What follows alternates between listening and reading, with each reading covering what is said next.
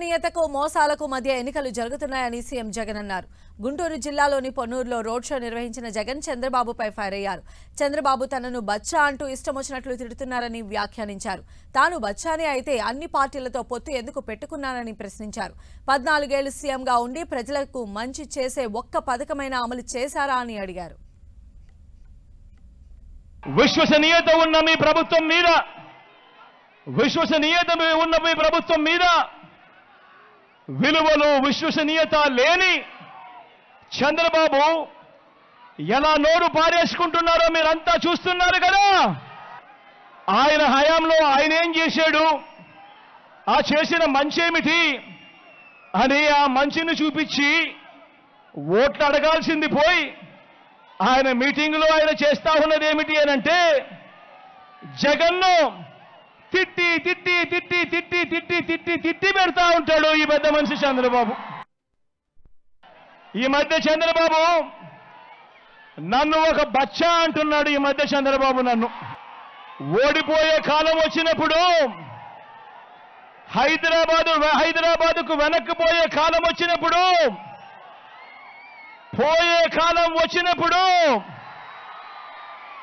విలన్లందరికీ hero బచ్చాగానే కనిపిస్తాడు. నువ్వు బచ్చా అంటున్న నేను ఇంటింటికి మంచి చేసి ఎన్నికల్లో ఒంటరిగా ధైర్యంగా నిలబడి ప్రజలను ఓటడుగుతా ఉన్నాడు. నువ్వు బచ్చా అంటున్నా నీ జగన్. మరి 14 ఏళ్ళు సీఎం అంటావు, 3 సార్లు సీఎంగా చేశానంటావు. మరి నీ పేరు చెబితే ఏ పేదవాడికైనా కూడా ఒక్కటంటే ఒక్క మంచైనా నువ్వు చేసింది గుర్తుకు వస్తుందా అడుగుతా ఉన్నాను ఈ పెద్ద మనిషి చంద్రబాబు నాయుడును. 3 సార్లు ముఖ్యమంత్రిగా చేసిన నువ్వు, 14 ఏళ్ళు ముఖ్యమంత్రిగా చేసిన నువ్వు, కేవలం 58 నెలల పాలన చేసిన నన్ను బచ్చా అంటున్న మీ జగన్ను చూసి ఎందుకు భయపడుతున్నావయ్యా చంద్రబాబు అని అడుగుతా ఉన్నాడు మీ బిడ్డ. నువ్వు నిజంగా అంత పుట్టింగివే అయితే